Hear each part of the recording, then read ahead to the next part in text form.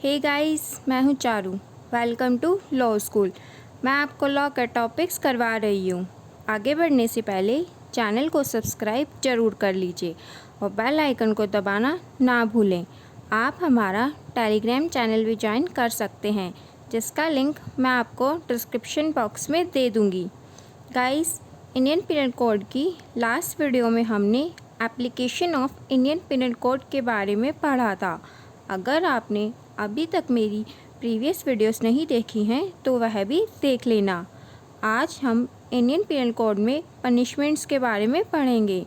Indian penal code में punishments के provisions chapter 3 section 53 to 75 में दिए गए हैं। Section 53 punishments. सेक्शन 53 में 5 टाइप्स की पनिशमेंट बताई गई हैं। फर्स्ट है डेथ, सेकंड है लाइफ इम्प्रिजमेंट, थर्ड पनिशमेंट 1949 में रिपील हो गई थी। फोर्थ है इम्प्रिजमेंट 2 टाइप्स की हो सकती हैं। फर्स्ट है रिग्रेस, जिसमें पर्सन से हार्ड लेबर करवाया जाता है। सेकंड है सिंपल। फिफ्थ पनिशमेंट है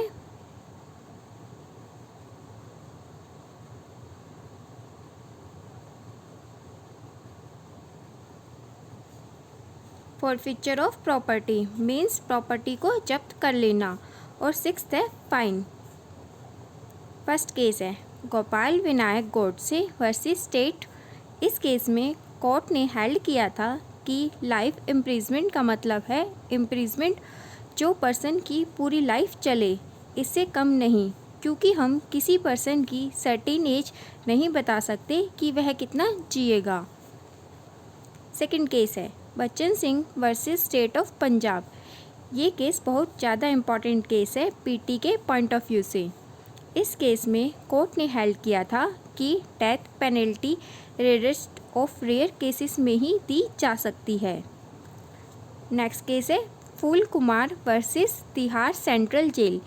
इस केस में कोर्ट ने हेल्ड किया था सिंपल इम्प्रिजमेंट और रिग्रेस इम्प्रिजमेंट का डिफरेंस, और यह भी बताया था कि जेल में कस्टडी के दौरान प्रिजनर्स जो भी काम करेंगे रिग्रेस इम्प्रिजमेंट में, उनके लिए उन्हें वेजेस भी दिए जाएंगे। नेक्स्ट सेक्शन है section 57 fractions of terms of punishment. अगर फ्रैक्शंस करनी है पनिशमेंट की टर्म के, उन केसेस में लाइफ इम्प्रिजमेंट को 20 ईयर्स माना जाता है। केस है Gopal Vinayak Godse versus state of 1961 supreme court.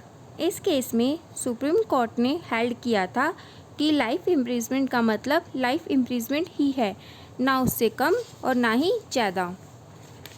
Next है section 59 transportation instead of imprisonment. ये सेक्शन 1955 में रिपील हो गया था, पर फिर भी कभी कभी इस सेक्शन का नंबर पूछ लिया जाता है। नेक्स्ट है सेक्शन 60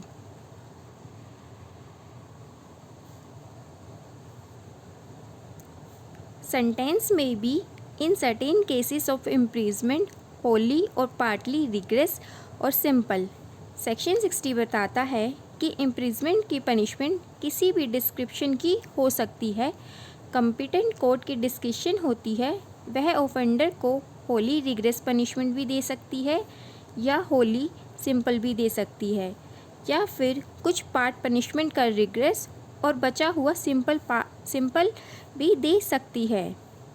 नेक्स्ट है सेक्शन 63 अमाउंट ऑफ फाइन। अगर कोई फिक्स सम नहीं दिया कि फ़ाइन कितना हो सकता है कितना नहीं, तो ऑफेंडर के ऊपर अनलिमिटेड फ़ाइन इम्पोज किया जा सकता है, पर एक्सेसिव नहीं होना चाहिए। मीन्स ऑफेंडर की फाइनेंशियल पोजीशन के अकॉर्डिंग कितना वह पे कर सकता है उतना ही फ़ाइन इम्पोज किया जा सकता है।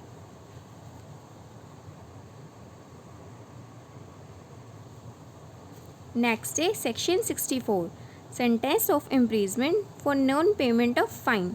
सेक्शन 64 बताता है अगर किसी केस में ऑफेंडर पर इम्प्रिजमेंट और फ़ाइन दोनों इम्पोज किए गए हैं, या सिर्फ फ़ाइन इम्पोज किया गया है इम्प्रिजमेंट नहीं, और ऑफेंडर वह फ़ाइन नहीं पे कर पाता, तो कॉम्पिटेंट कोर्ट के पास पावर होती है उस फाइन के डिफ़ॉल्ट में ऑफेंडर को सर्टेन टर्म के लिए इम्प्रीजमेंट में भेजने की।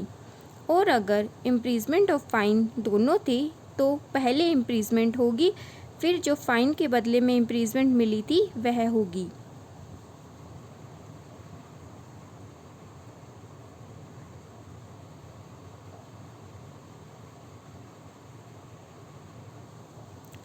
नेक्स्ट है section 65, limit to imprisonment for non payment of fine when imprisonment and fine अवॉर्डेबल।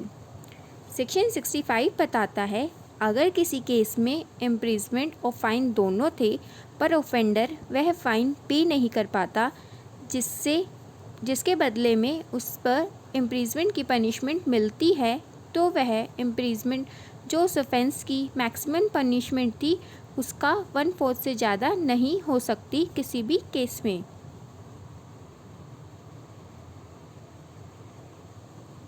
Next है section 66, description of imprisonment for non payment of fine.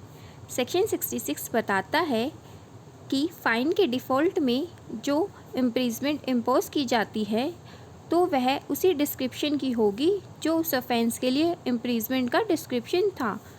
Means अगर किसी ऑफेंस के लिए रिग्रेस इम्प्रीजमेंट प्लस फ़ाइन था तो फ़ाइन के default वाली imprisonment भी रिग्रेस ही होगी।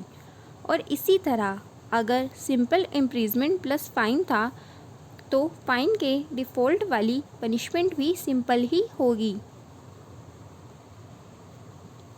नेक्स्ट है section 67, imprisonment for non payment of fine when offence punishable with fine only. Section 64, 65 और 66 उन केसेस की बात कर रहे थे जहां इम्प्रीजमेंट प्लस फ़ाइन दोनों थे, पर सेक्शन 68 उन केसेस से डील करता है जहां सिर्फ फ़ाइन इम्पोज किया जा सकता है।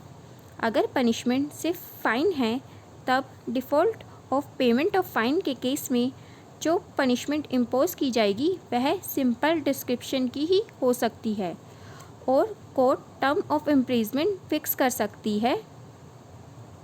डिफ़ॉल्ट ऑफ फ़ाइन के केस में फ़ाइन के अमाउंट के अकॉर्डिंग, अगर फ़ाइन 50 रुपीज़ था तो 2 मंथ्स, 100 रुपीज़ हो तो 4 मंथ्स और 100 रुपये हो या 100 से ज़्यादा कितने भी हो तो इम्प्रीजमेंट 6 मंथ से ज़्यादा की इम्पोज नहीं की जा सकती।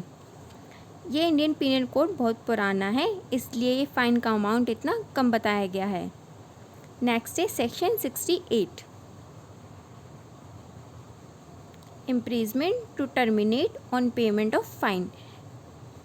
सेक्शन 68 बताता है default of payment of fine के केस में जब फ़ाइन पे हो जाएगा या कोर्ट का प्रोसेस पूरा हो जाएगा तब इम्प्रीजमेंट को टर्मिनेट किया जा सकता है। गाइस आज के लिए इतना ही। अगर आपका कोई क्वेश्चन हो या कोई डाउट हो तो आप मुझसे कमेंट बॉक्स में पूछ सकते हैं।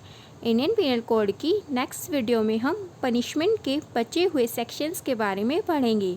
वीडियो अगर अच्छी लगी हो तो लाइक ज़रूर करना और अपने फ्रेंड्स के साथ शेयर करना मत भूलना। Thank you guys.